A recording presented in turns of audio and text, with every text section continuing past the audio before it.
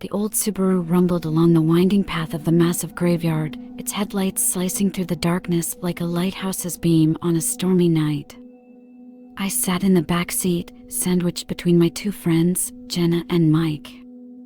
The car's suspension groaned in protest as it bumped and jostled over the uneven terrain.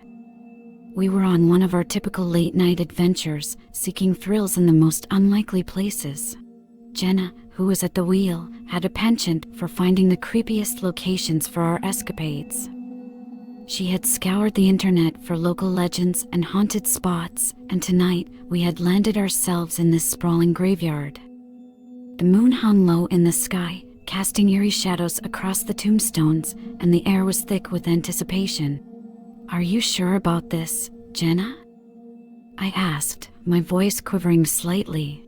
She flashed a mischievous grin in the rearview mirror. "Relax, guys. It's just a graveyard. What could go wrong?" Mike, always the skeptic, chimed in, famous last words, "Jenna." We continued our bumpy ride until Jenna pulled the Subaru to a stop at the bottom of a grassy hill. She killed the engine, and we stepped out into the chilly night air. The graveyard stretched out before us, an eerie expanse of markers and statues fading into the shadows. We had no flashlights, only the feeble moonlight to guide our way. Descending the hill, we reached a small, still pond.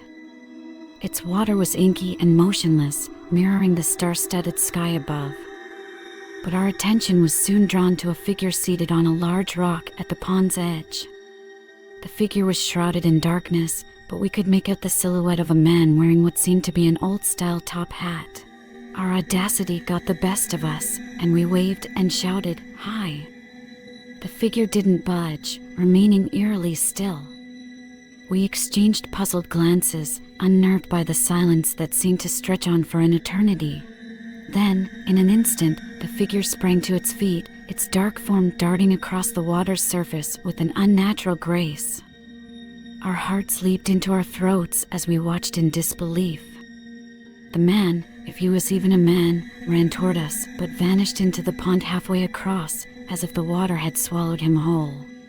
Terror seized us, and Jenna, the quickest to react, screamed, "Back to the car, now." We scrambled up the hill and sprinted towards the waiting Subaru, our footfalls muffled by the soft earth. Panic pulsed through our veins as we fumbled for the car keys.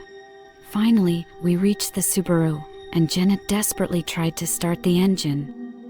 She turned the key, but all we heard was the ominous click of a dead battery.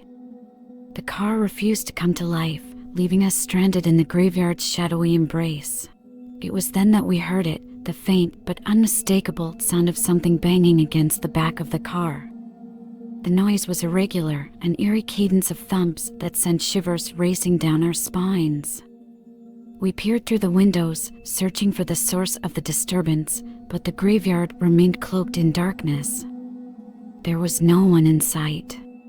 Desperation surged, and Jenna made another attempt to start the car, her fingers trembling on the key. The engine sputtered and groaned, but it refused to roar to life. Fear had its icy grip on us, and the graveyard seemed to close in around us. I reached for my phone, intending to call for help, but my heart plummeted as I realized there was no signal. Jenna and Mike's phones were equally useless.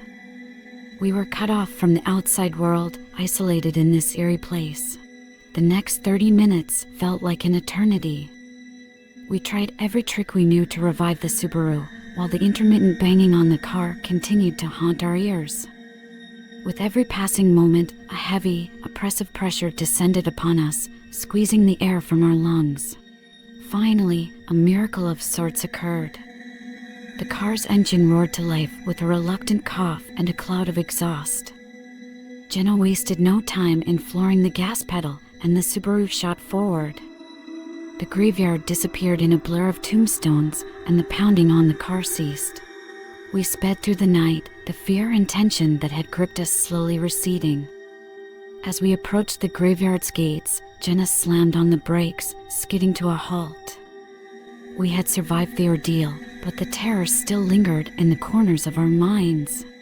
As we crossed the threshold of the graveyard's gates, a surreal sensation washed over us. Our phones, which had been devoid of signal moments ago, suddenly sprang back to life, filling the car with the familiar sound of incoming notifications. We exchanged bewildered glances, unable to comprehend the strangeness of what had transpired. There had been something in that graveyard, something unexplainable and otherworldly. It was not an animal, and it certainly was not human. Our late-night adventure had thrust us into a realm of fear and uncertainty, forever etching the memory of that night into our souls. The graveyard had held secrets darker than the night itself, and we had unwittingly stumbled upon them. As Jenna continued to drive away from the graveyard, I couldn't shake the feeling that, somewhere in the inky darkness behind us, unseen eyes watched our departure, a silent reminder that the boundary between the living and the unknown is sometimes perilously thin.